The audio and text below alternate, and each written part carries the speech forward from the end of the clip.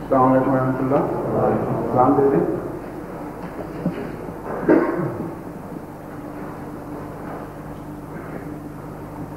اللہ اکبر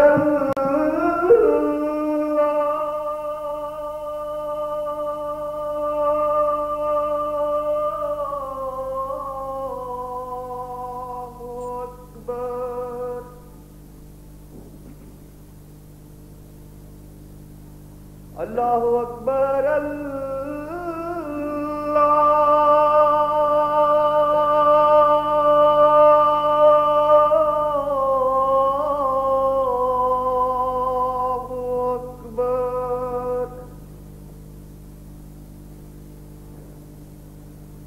اشہد ان لا الہ الا اللہ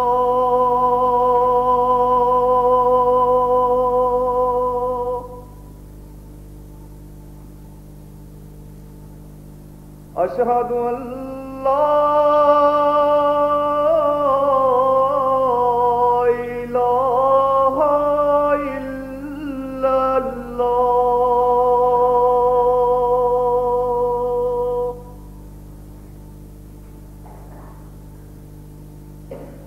اشہد ان محمد رسول اللہ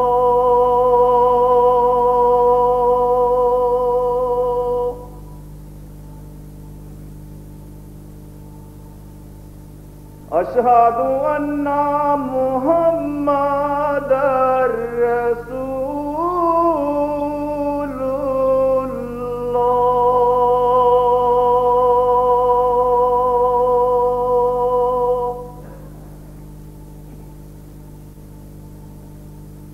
حی علی الصلاۃ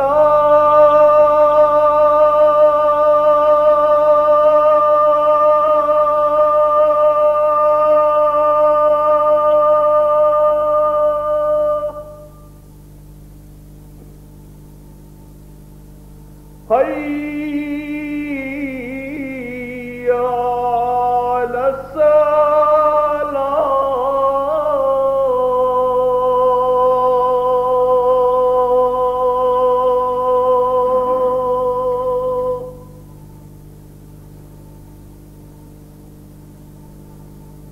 حی علی الفلاح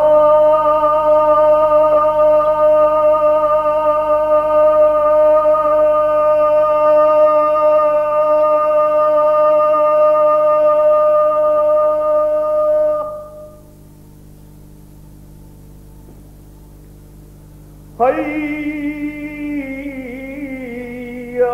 علی الفلاح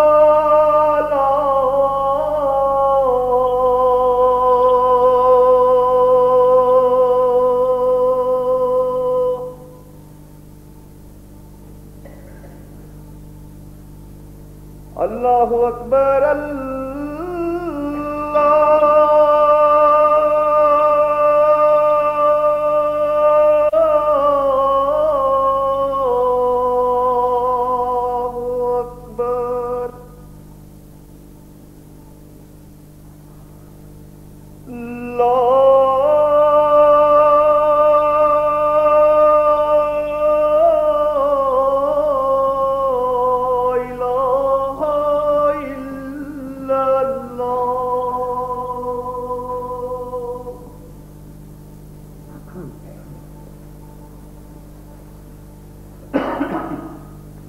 اشہد ان لا الہ الا اللہ وحدہ لا شریک لہ واشہد ان محمدا عبدہ ورسولہ اما بعد فاعوذ باللہ من الشیطان الرجیم بسم اللہ الرحمن الرحیم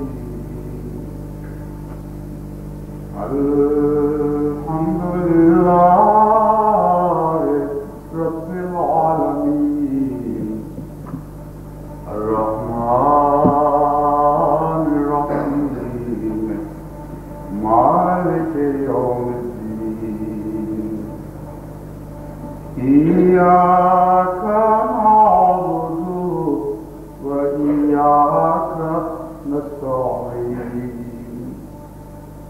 اهدنا الصراط المستقيم صراط الذين أنعمت عليهم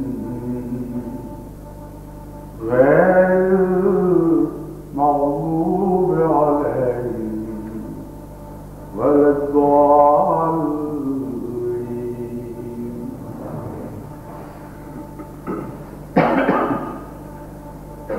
کل کیرلا سے ہمارے مبلغ انچارج مکرم مولوی محمد ابوالوفا صاحب کا ایک خط ملا ہے، جس میں انہوں نے کیرلا میں ہونے والے ایک مباحثے کا ذکر کر کے خصوصیت کے ساتھ دعا کی تحریر کی ہے۔ اس مباحثے کا پس منظر یہ ہے کہ جب گزشتہ سال میں نے ایک مباحثے کا چیلنج دیا جس میں اولین مخاطب تمام منکرین اور مکذبین کے سردار جنرل ضیاء الحق تھے، اور ان کے ساتھ جو دوسرے علماء شامل تھے ان کا بھی ذکر کیا گیا، اور تمام دنیا میں ان لوگوں کو مخاطب کیا گیا جو مکذبین اور مکفرین کے سردار ہیں اور ان کے پیچھے کچھ گروہ ہیں، اور یہ اعلان کیا گیا کہ جو چاہے اس مباحثے کو قبول کرے۔ اس ضمن میں جو واقعات پہلے بیان ہو چکے ہیں ان کو یہاں دہرانے کی ضرورت نہیں۔ کوڈیاتھور جو کیرلا میں ایک جگہ ہے، وہاں کچھ علماء ہیں جنہوں نے جماعت کے اوپر زور دیا کہ ہم مباحثہ تو کرنا چاہتے ہیں لیکن اس طرح نہیں جس طرح کے مباحثے کا چیلنج دیا گیا ہے۔ ان کا یہ موقف تھا کہ وہ مباحثہ جو آمنے سامنے نہ ہو اس کی کوئی شرعی حیثیت نہیں، اور میرا نام لے کر انہوں نے کہا کہ اس نے جو مباحثہ دیا ہے وہ چونکہ غیر شرعی ہے اور غیر حقیقی ہے، اس لیے اس کا تو کوئی نتیجہ نہیں نکل سکتا، اس لیے ہم جو مباحثے کا چیلنج دیتے ہیں ہماری شرطوں کے ساتھ قبول کرو تو پھر نتیجہ ظاہر ہوگا۔ چنانچہ جب ان کی طرف سے مجھے یہ اطلاع ملی تو اگرچہ بلم ہوں میں اس قسم کی پیشکش کو رد کرتا رہا ہوں اور یہ موقف اختیار کرتا رہا ہوں کہ قرآن کریم کی روح سے مباحثے میں ہرگز آمنے سامنے کھڑے ہونے کی کوئی شرط نہیں ہے۔ تعالو ندعو ابناءنا وابناءکم والی آیت میں یہ مضمون خوب کھل گیا ہے کہ نہ صرف آمنے سامنے ہونے کی شرط نہیں بلکہ آمنے سامنے ہونے کا اس وقت امکان بھی کوئی نہیں تھا، کیونکہ وہ عیسائیوں کے نمائندگان جو اس وقت وہاں حاضر تھے، ان کے اہل و عیال، ان کے مرد اور ان کی عورتیں تو سب پیچھے اپنے وطن میں رہتے تھے اور ان میں سے کوئی بھی حاضر نہیں تھا۔ اس لیے تعالو کا معنی سوائے اس کے اور کچھ نہیں، جس طرح ہم ہر زبان میں ہر محاورے میں استعمال کرتے ہیں کہ تم بھی اپنوں کو آواز دو کہ وہ تمہارے ساتھ ہیں، اور ہم بھی اپنوں کو آواز دیتے ہیں کہ وہ ہمارے ساتھ ہیں، اور معنوی لحاظ سے وہ ہمارے ساتھ شرکت کریں۔ چنانچہ اسی جگہ آگے بڑھ کر قرآن کریم فرماتا ہے تعالوا الی کلمۃ سواء بیننا وبینکم، قل تعالوا الی کلمۃ سواء بیننا وبینکم۔ اس سے صاف کھل گیا کہ یہاں تعالوا کا معنی جسمانی طور پر حاضر ہونا نہیں، کیونکہ الی کلمۃ سواء بیننا کا لفظ نے خوب مضمون کھول دیا کہ مانوی شراکت کی ضرورت ہے، کسی جگہ کی شراکت کی نہیں۔ اس کلمے کی طرف آؤ جو ہم دونوں کے درمیان مشترک ہے۔ تو تعالیٰ کا کیونکہ یہ مفہوم خوب اچھی طرح واضح ہے، اس لیے میں نے اصرار کر دیا اور ہمیشہ کرتا رہا کہ یہی کلمہ درست ہے۔ اور دوسرے آج کل کے زمانے میں بھی باوجود اس کے کہ سفر کی بہت سی سہولتیں ہیں، یہ ناممکن ہے کہ ساری دنیا میں پھیلے ہوئے معاندین کے پاس میں جگہ جگہ دوڑاتے ہوں اور ایک ایک کے سامنے اپنے بیوی بچے لے جا کر ان کے بیوی بچے منگواؤں اور پھر اس طرح وہ والا ہو. ویسے ایک لفظ کی شکل ہوتی ہے. لیکن چونکہ وہاں علماء نے جماعت پر بہت زور دیا اور وہ یہ سمجھ رہے تھے کہ جماعت بھاگ رہی ہے، چنانچہ میں نے ان کو اجازت دے دی. جب مباحثے کی اجازت دی تو انہوں نے اس تحریک پر دستخط کرنے سے انکار کر دیا جو جماعت احمدیہ کی طرف سے شائع ہوئی تھی، اور باوجود اصرار کے ان الزامات پر دستخط نہیں کیے جو بڑی وضاحت کے ساتھ ہم نے شائع کیے تھے کہ اگر یہ الزامات درست ہیں جو تم لگاتے ہو تو موقع بعد آپ قسم کھا کر خدا کے حضور حاضر ہو اور مباحثے کے چیلنج کو قبول کرو. میں نے یہاں تک بھی ان کو سہولت کی تھی کہ اگر تمہارے نزدیک سارے الزام سچے نہیں ہیں تو جتنے سچے ہیں ان پر نشان لگا دو. اگر ایک الزام پر بھی کو بھی سچا سمجھتے ہو اس پر بھی نشان لگا دو. تو پہلی تو ان کی شکست اس بات سے ظاہر ہوئی کہ انہوں نے اس تحریر میں سے ایک الزام پر بھی تصدیق کرنے کی جرات نہ کی اور ایک الزام کو بھی درست قرار دیتے ہوئے اس کے اوپر مبالغہ کرنے کی ضرورت نہیں. تو وہاں جو اہل بصیرت ہیں ان پر یہ بات کھل جانی چاہیے کہ یہ علماء جو ہر روز انہی باتوں پر جماعت کے خلاف گند کرتے ہیں، اگر یہ اپنی بات میں سچے ہوتے تو مباحثے کے وقت ان الزامات کو مباحثے میں شامل کرتے، لیکن شامل نہ کیا بلکہ صرف حضرت مسیح موعود علیہ السلام کی تکذیب پر مبالغہ کیا. یعنی جماعت احمدیہ آپ کی تصدیق کرے اور وہ تکذیب کرے. وہ الفاظ جو مباحثے کے ہیں وہ میں ابھی آپ کو پڑھ کے سناؤں گا کیونکہ مباحثے کی مدت ختم ہونے کا میں تھوڑا وقت رہ گیا ہے اور 28 نومبر کو ان کی آپس کی مقرر کردہ مدت ختم ہو رہی ہے. لیکن اس سے پہلے کہ میں آپ کو وہ الفاظ کر کے سناؤں اس خط کے مضمون سے مزید کچھ مطلع کرنا چاہتا ہوں. اس خط میں کچھ پریشانی کا اظہار تھا اور وہ اس طرح کہ انہوں نے لکھا ہے کہ یہاں 3 گروہوں میں لوگ بڑھ چکے ہیں، یوں وقت قریب آ رہا ہے، یہ مغویاں ہو رہی ہیں اور چونکہ یہ مباحثہ بہت تشریف پا گیا تھا، اخبارات وغیرہ میں ریڈیو میں کثرت کے ساتھ چرچے ہوئے اور سارے صوبے میں یہ بات شہرت پکڑ گئی کہ جماعت احمدیہ کا اس کے مخالفین سے مناظر مواخذہ ہوا ہے. انہوں نے لکھا ہے کہ 3 قسم کے گروہ ہیں. ایک وہ گروہ جو ان علماء کا بھی دشمن ہے اور وہ کہتے ہیں کہ اگر اس مباحثے کے نتیجے میں کچھ بھی نہ ہوا تو دونوں ہی جھوٹے. ایک وہ گروہ ہے جو ان علماء کا پیروکار ہے. پہلے ان کی شیخیاں اور تھی، اب یہ کہنے لگ گئے ہیں اگر ہمیں کچھ نہ ہوا تو جماعت جھوٹی. اور ایک تیسرا گروہ ہے جو خدا کے منکرین کا ہے کیونکہ کیرلا میں کمیونزم بہت ہے اور وہاں دہریت بھی بہت ہے. تو دہریے کہتے ہیں کہ اگر مباحثے کے نتیجے میں کچھ ظاہر نہ ہوا تو خدا ہی نہیں. تو اب وہ کہتے ہیں ہم ان تینوں گروہوں کا کس طرح منہ بند کریں اور کیا بات ان کے سامنے پیش کریں کہ دل مطمئن ہو.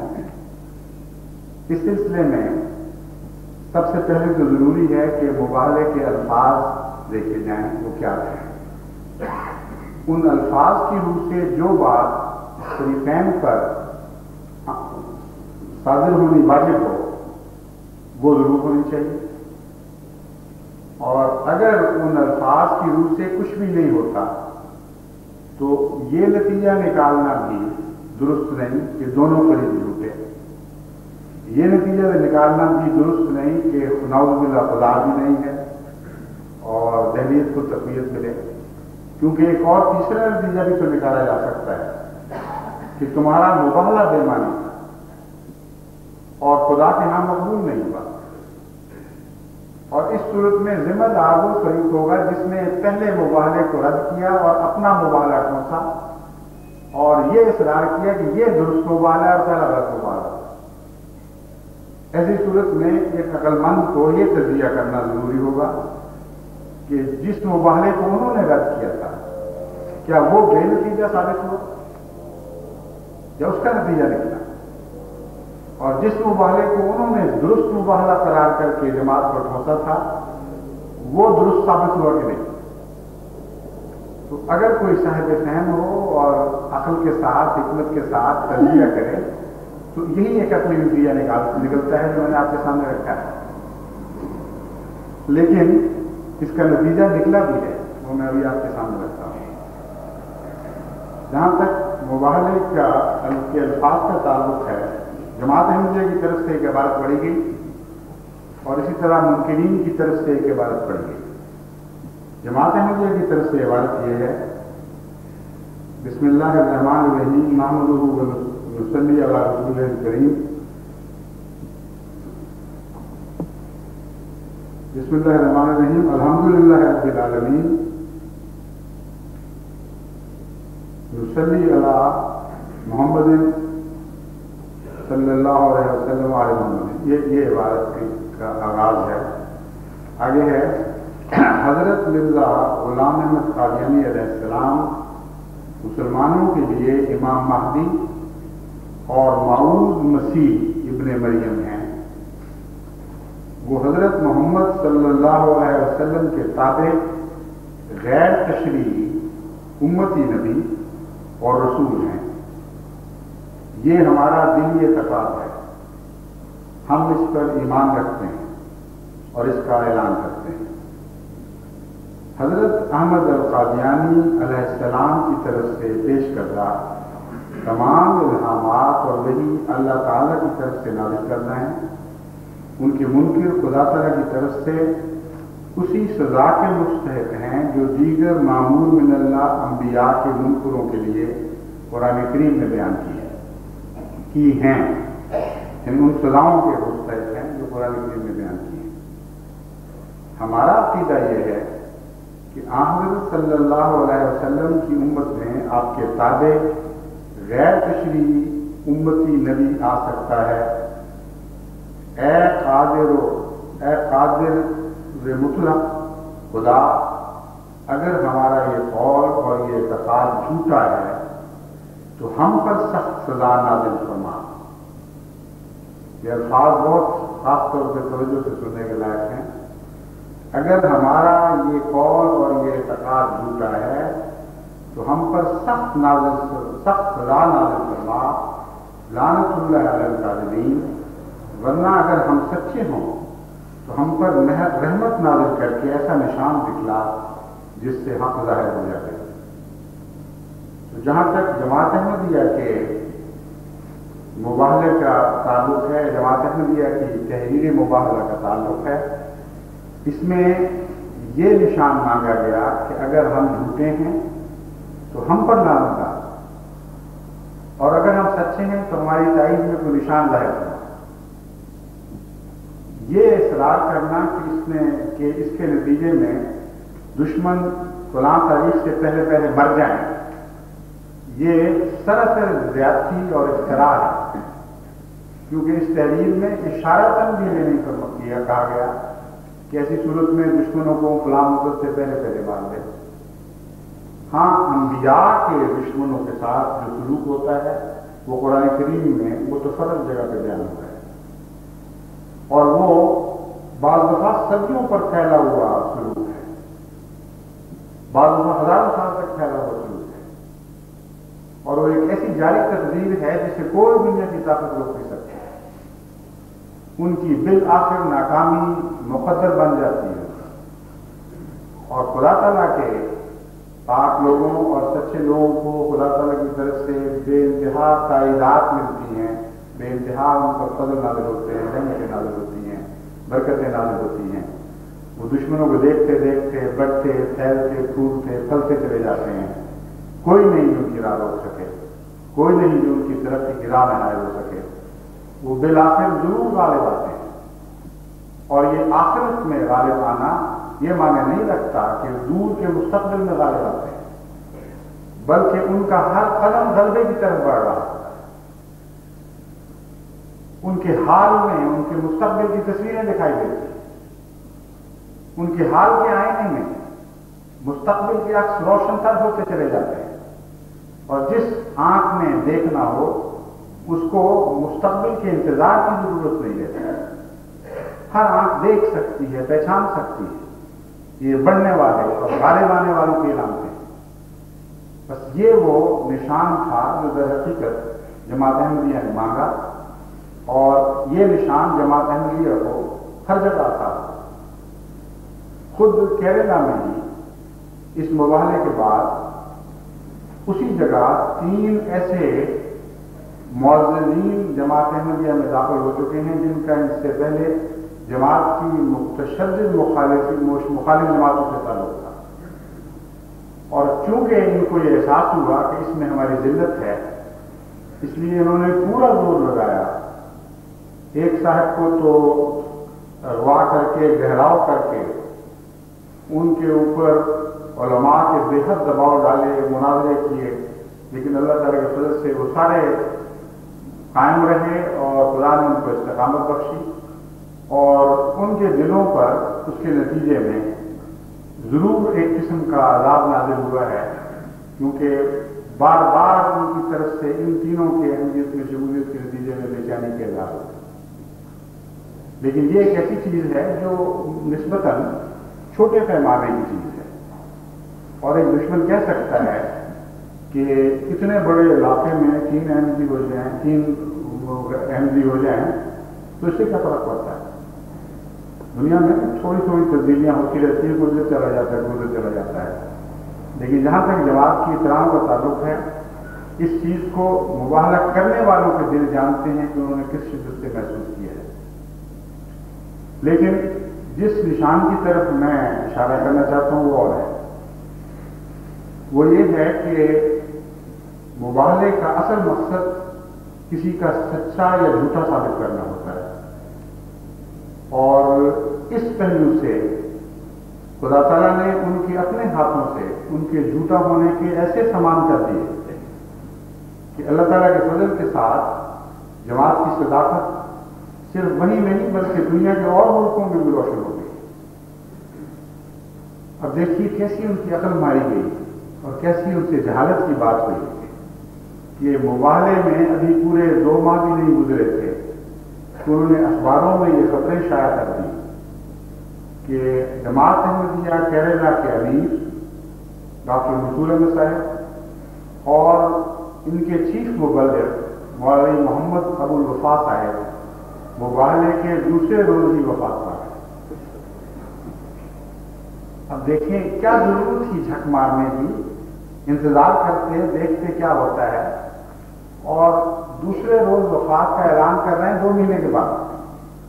और सऊदी अरब में भी ये ऐलान हुआ और पाकिस्तान में भी ऐलान हुआ, और इमरोज का और अखबारों के अलावा एक इमरोज का जानते हैं आप मशहूर अखबार है, उसके 9 जून में ये खबर शाया है कि अजीम शान खुदा ताला की तरफ से मुसलमान उलमा केरला की सदाकत का निशान जाहिर हो गया। और सदाकत का निशान ये है कि 2 अहमदियों का नाम लेके जो चोटी के थे वहां उस इलाके में, उनकी मौत का झूठा ऐलान उनकी सदाकत का निशान।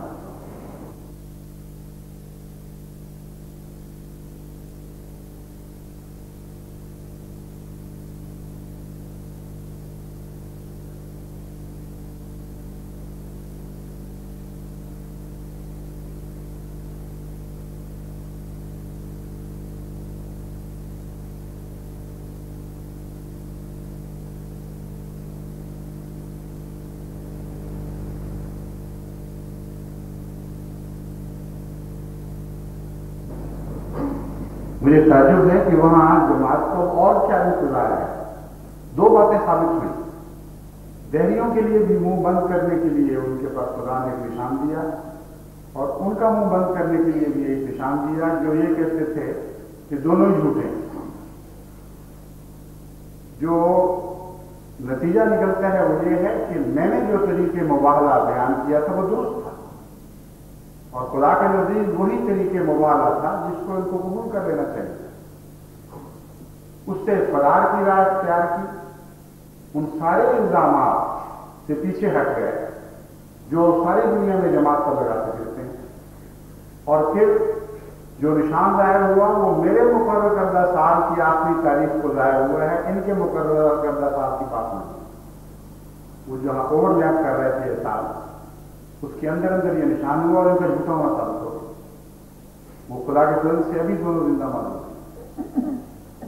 बस जमात अहमदिया के लिए जो नुसरत के निशान भी हुए हैं वो आलमी हैसियत के हैं, और ये साल जो मुबाहले का था वो मेरे वाला साल शुमार कर लें या इनका साल भी बीच में शामिल कर लें, इस कसरत से खुदा के फजल जमात पर नाज़िल हुए हैं कि कोई बिल्कुल ही अंधा हो वो ना देख सके, मगर अगर उसमें टटोलने की ताकत भी हो तो उसको पता लग सकता है। इतना इम्तियाजी साल है ये निशानात का कि इंसान की अकल हैरत ज़दा होते रहे। इसके अलावा एक और बहुत अहम काबिल तवज्जो बात यह है कि नाउज़ बिल्लाह मिन ज़ालिक, अगर जमात अहमदिया झूठी होती तो सबसे बड़ी पकड़ तो जमात अहमदिया के सरबराह पर आनी चाहिए, जिसने ये जुर्रत की कि सारी दुनिया को चैलेंज किया है, और सबसे ज्यादा फजल उस शख्स पर नाज़िल होने चाहिए थे जिसको अव्वलीन मुखातब के तौर पर पेश किया गया था। लेकिन देखें वो साल तो बेनतीजा न निकला, वो मुबाहला तो बेअसर साबित न हुआ, बल्कि अगर आप गौर करें तो बहुत अजीम निशान है जो तारीख में शाद के तौर पर जाहिर हो जाता है। उसमें बहुत से पहलू ऐसे हैं जो अभी आपकी नजर में नहीं लेकिन बाद में जाहिर होंगे। दो तरीक पर खुदा ने फौरी तौर पर उस मुबाहले की सच्चाई में जमात अहमदिया की सच्चाई के निशान जाहिर फरमाए। अव्वल एक ऐसे शख्स को जिसकी वो मौत का ऐलान कर रहे थे, बल्कि ये कह रहे थे कि मिर्जा साहब के हाथों से या उसके मां पर उसके मुकर्रर करदा कातिलों के हाथों से वो कत्ल किया गया है, और अगर ये बात झूठ निकले तो हमें सरेआम फांसी दो, रस्सी करो। एक महीने के अंदर अंदर उस मुद्दे को खुदा ने जिंदा कर। बस अगर इनके अंदर जरा भी शराफत और दयानत होती और अपन से काम लेते तो उनको ये पता चलता कि दरअसल वो दुश्मन जिंदा नहीं हुआ बल्कि अहमदियत जिंदा हुई। खुदा ने अहमदियत को उसकी जिंदगी के निशान दिखाकर एक नई शान से जिंदा किया, वरना हमेशा के लिए खिलाफत अहमदिया पर यह इल्जाम लगा रह जाता। अहमदी लाख कहते हैं कि हम जानते हैं हमारे ये तौर तरीक नहीं है, मगर दुश्मन यही कहता रहता कि एक खलीफा तुम्हारा कातिल है। अब देखिए खुदा ताला ने उसको उस लाइमी की हालत में भी मरने नहीं दिया, बुलवाया वहां से पाकिस्तान में, इन दुश्मनों की आंखों के सामने दिखाया कि तुम झूठे हो, तुम्हारी लानतें तुम पर पड़ चुकी, और ये जो दुश्मन तुमने साजिश में साथ शामिल किया हुआ था, जिसकी मौत का झूठा ऐलान करके तुमने एक मासूम शख्स पे कत्ल के इल्जाम लगाए हुए थे, खुदा ने जाहिर कर दिया है कि तुम सब लोग झूठे थे और सच्चे थे। तो ये अपनी जात में कोई मामूली निशान तो नहीं।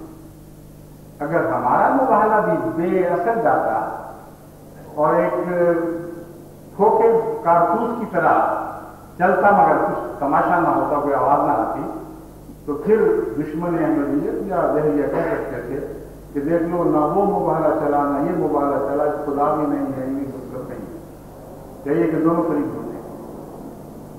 लेकिन वो मुबाहला तो चला है, वो बड़ी शान के साथ चला है। फिर ज़ियाउल हक की मौत किसी शख्स के वहम गुमान में भी नहीं,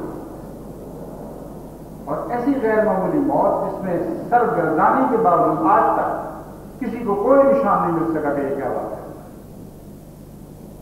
जिसको हवाई कला कहते थे, उस जहाज में सवार उसके परखच्चे हो गए, और कमोबेश वही हालत पैदा हुई जैसी खुदा ने एक दफा मेरे मंजूर कलाम में जाहिर फरमाई थी। वो रिहान तो नहीं था, वो मेरे अपने शेर थे, لیکن بعض دفعہ خدا زبان سے ایسی بات جاری فرما دیتا ہے جس کی سچائی کے اوپر پھر وہ ضامن بن جاتا ہے. وہ دیکھ لیں وہ نشان تو پورا ہوا اور اس نشان کے ساتھ جیسے کہ میں نے بیان کیا ہے بہت سے مخفی نشانات ہیں جو وقت کے ساتھ ظاہر ہوئے ہیں. ہمارے واقعہ یہ ہے کہ جس طرح اس ایک مردے کی زندگی کے ساتھ دراصل ساری جماعت میں زندگی پڑ گئی. وہ غم اور فکر دور ہوئے، وہ تفکرات دور ہوئے، وہ توہمات ختم ہوئے. بڑی بے چین تھی جماعت، بڑے ان پر تکلیفوں کے سائے پڑے ہوئے تھے. ہم جانتے ہیں کہ اس نے کوئی ظلم نہیں کیا اور ساری دنیا کی نظر میں اس کو ظالم بنایا جا رہا ہے. ساری جماعت بڑی گہرے طور پر متفکر تھی. اتنا زبردست پروپیگنڈا تھا کہ برٹش حکومت تک بھی اس بات کو غور سے سننے لگی تھی کہ ہاں یہ امکان موجود ہے. اور ان کے بعض وزراء نے بعض نے ذکر کیا کہ وہ تو یہ کہتے ہیں اور مطالبہ کر رہے ہیں کہ اس کو ایک مجرم کے طور پر ہمیں محسوس کیا جائے. دیکھیے خدا نے کس شان کے ساتھ جماعت کو ایک نئی زندگی کا سیٹا دیا ہے. کیسی ان کی روح تازہ ہوئی، کس طرح بے اختیار خدا کی ہم کے ترانے ساری دنیا میں جماعت میں گئے. یہ کوئی معمولی نشان. اور پھر ضیاء کی ایک زندگی میں ان سب علماؤں کی زندگی. آپ کو اندازہ نہیں ہو سکتا کہ اس کی موت کے ساتھ ان کے دلوں پہ کیا کیا بنائیں پڑے، کیا کیا انہوں نے خبیثانہ منصوبے بنائے ہوئے، کیا کچھ کرنا ابھی باقی تھا. ان کے ساتھ تو وہی ہوا ہے فلما آزاد ما حولہ ذہب اللہ بنور. جب انہوں نے سمجھا کہ ماحول روشن ہو گیا اب ہمارے لیے تو ان کی آنکھوں کا نور کھلا دے گا. حضرت صلی اللہ علیہ وسلم کی مثال پر جس طرح ایک محبت کرنے والے عاشق نے یہ کہا تھا کہ تو میری آنکھ کی پتلی تھی، آج تو گیا ہے تو میری آنکھیں اندھی ہو گئی. ہمارے واقعہ یہ ہے کہ آج کے علماء کی آنکھوں کی پتلی ضیاء تھا، اس کی موت کے ساتھ ان کی پتلی اندھی ہو گئی اور ان کی آنکھوں کا نور جاتا رہا. بالکل قرآن کریم کے بیان کے مطابق فلما اضاءت ما حولہ ذهب اللہ بنورہ تو معاملہ ان کے ساتھ ہوا اور وہ سارے منصوبے دھرے کے دھرے رہے. یہ جو بعد میں جماعت احمدیہ کو مارنے، جماعت احمدیہ کے گھر جلانے، ان کے اوپر گند اچھالنے کی جو خوفناک مہم جاری ہوئی ہے، یہ ان کے دل کا غضب ہے جو ننگا ہو رہا ہے. ان کے کینے باہر آ رہے ہیں، جھلاک ہیں کچھ ان سے ان کی پیش نہیں جا رہی. اس لیے وہ کہتے ہیں کہ اچھا خدا نہیں تو ہمارے ہاتھ میں ہم ان کو مارتے ہیں. ایک اور بات جو وہاں بیان کی گئی وہ یہ ہے کہ وہ لوگ جنہوں نے یہ اعلان کیا تھا کہ ہم سچے ہوں تو جماعت احمدیہ پر لانتیں پڑیں اور جماعت احمدیہ کو ساتھ یہ ہو، وہ اس اعلان سے پیچھے ہٹ گئے ہیں اور یہ اعلان کرنا شروع کر دیا کہ ہمیں کچھ نہ ہو تو ہم سچے نکلیں. وہی مزدور کی روٹی بڑا، ایک مزدور کی روٹی کو چھپاؤ دوسرے نکل آتے ہیں. ہر جگہ یہی حال ہے. نہ شرافت ہے، نہ صداقت ہے، نہ عقل ہے. وہ تحریر کو دیکھو کہ کیا تھی جس پر دستخط کیے گئے، کس کی طرف سے کیا مطالبہ ہے. اور جہاں تک جماعت احمدیہ کی صداقت کا تعلق ہے وہ تو روز روشنی کی طرح ساری دنیا میں ظاہر ہوئی ہے اور تم خود اپنے ہاتھوں جھوٹے ثابت ہو چکے. جہاں تک اس بات کا تعلق ہے کہ تم گالیاں دیتے ہو اور اس کے باوجود خدا نے تمہیں پکڑا نہیں، تو یہ بھی تمہارے جھوٹے ہونے کی دلیل ہے. کیونکہ آج تک میں نے کبھی دنیا کی کسی مذہبی کتاب میں گالیاں دینے کو سچائی کی دلیل کے طور پر نہیں پڑھا. کیسی جہالت، کیسی بے وقوفی، کیسی حماقت ہے کہ پاکستان کے علماء بھی اور وہاں کے ہندوستان کے علماء بھی بے انتہا گند رکھتے ہیں اور آخر پر اعلان کر دیتے ہیں کہ دیکھو ہم نے اتنی گالیاں دی ہیں اور ہم پر خدا کا عذاب نازل ہوا اس لیے ہم سچے ہوئے دوسرے. گالیاں بکنے والے تو خود عذاب میں مبتلا ہیں.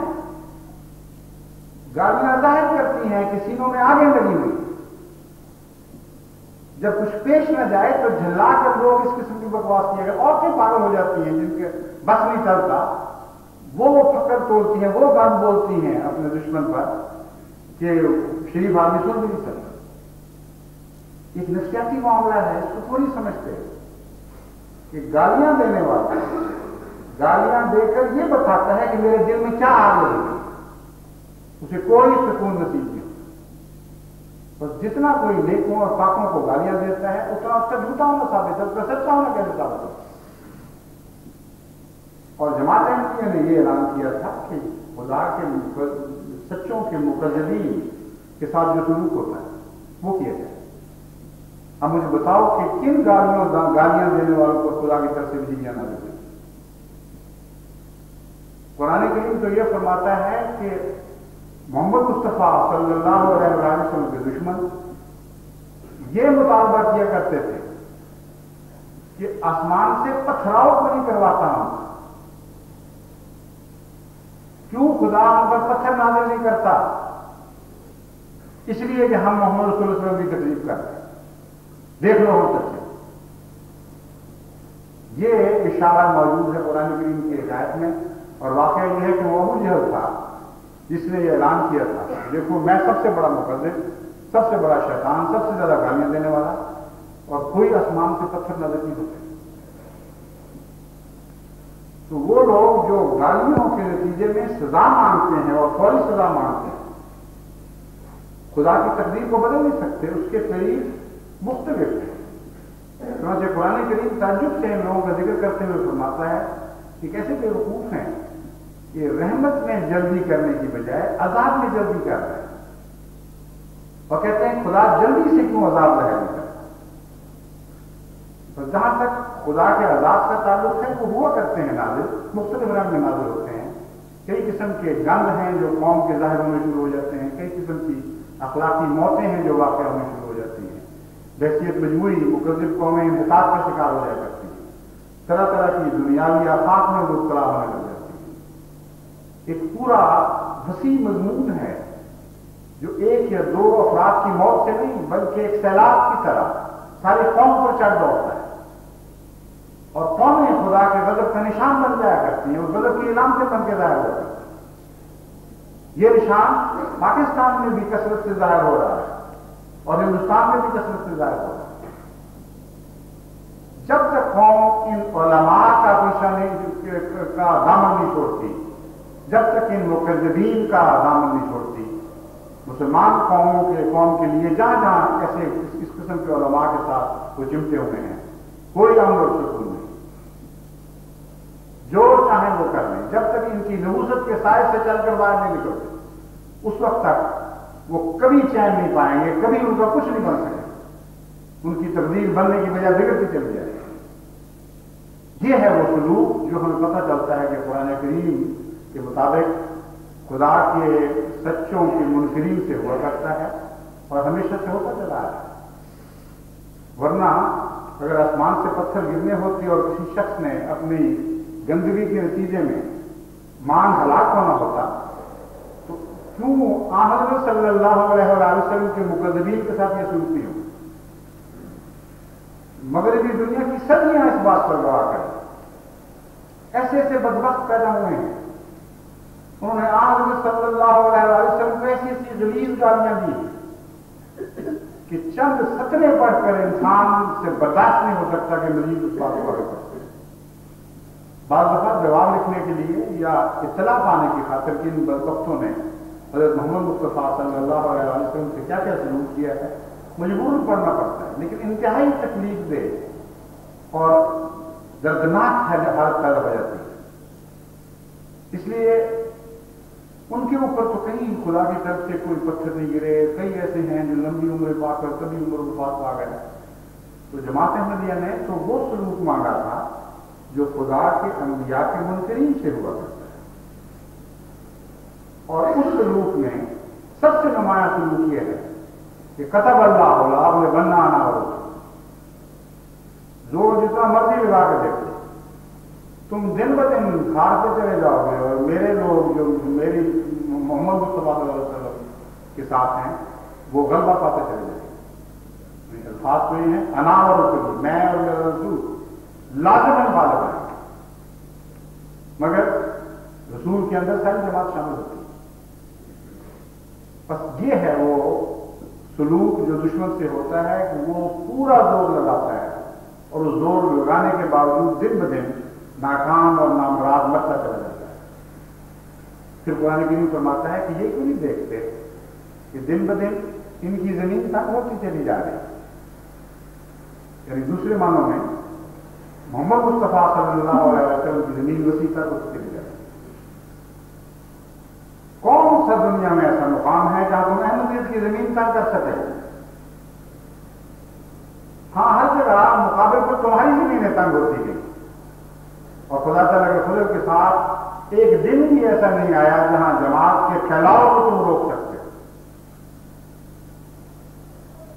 और यही वो तकलीफ है जिसने आग बनकर तुम्हें एक अजाब में मुब्तला किया।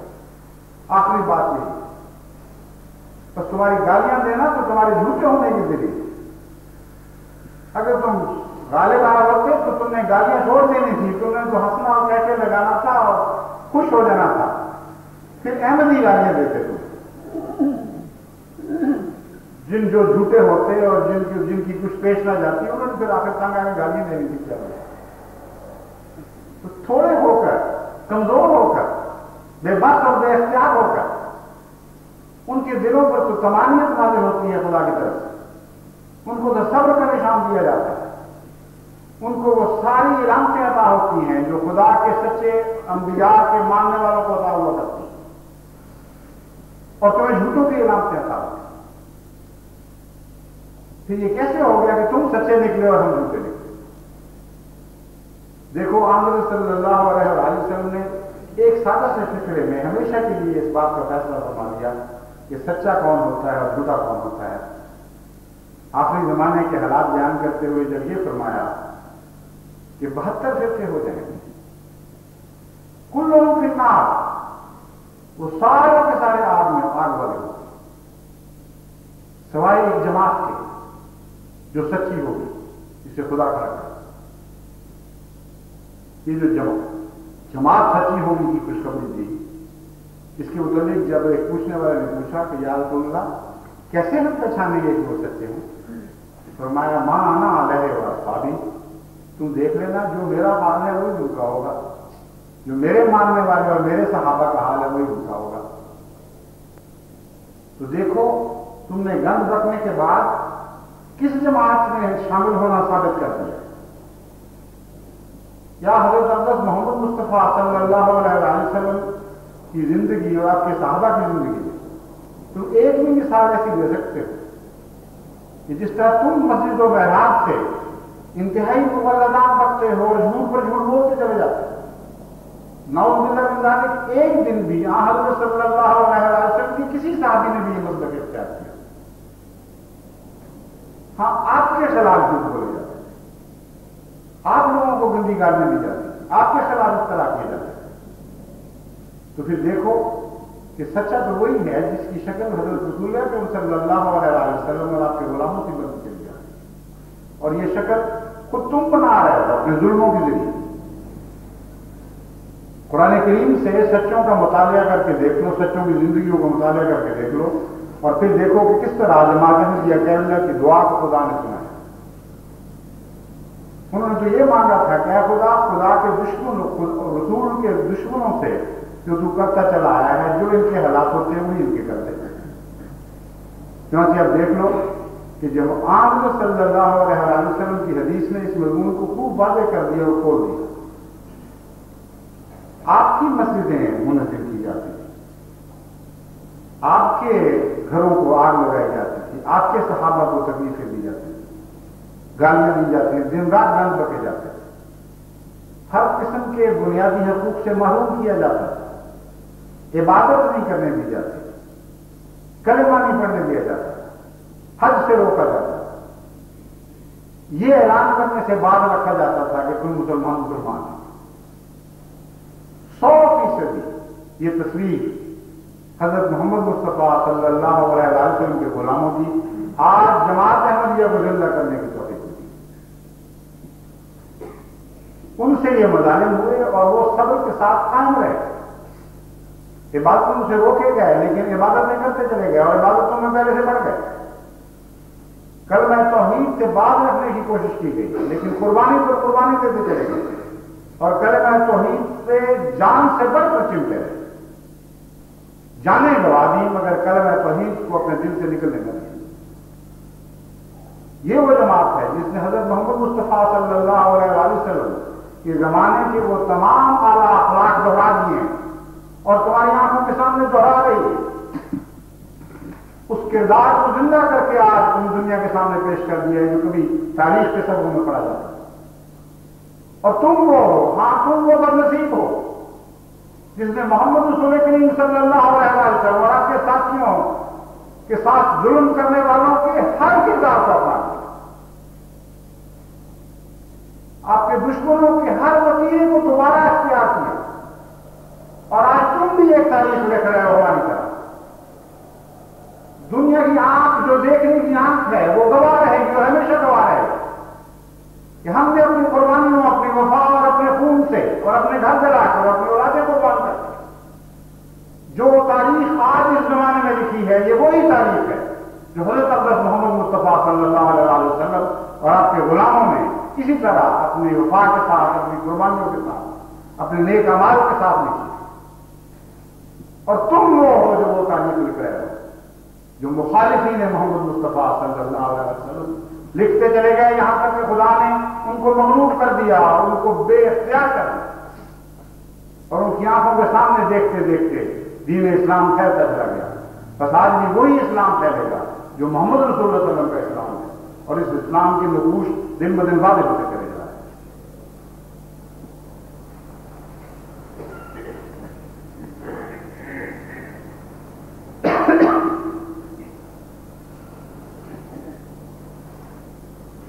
الحمدللہ نحمدہ ونستعینہ ونستغفرہ ونؤمن بہ ونتوکل علیہ ونعوذ باللہ من شرور انفسنا ومن سیئات اعمالنا من یهدہ اللہ فلا مضل له ومن یضللہ فلا هادی له ونشهد ان لا اله الا الله وحده لا شريك له ونشهد ان محمدا عبده ورسوله عباد الله رحمكم الله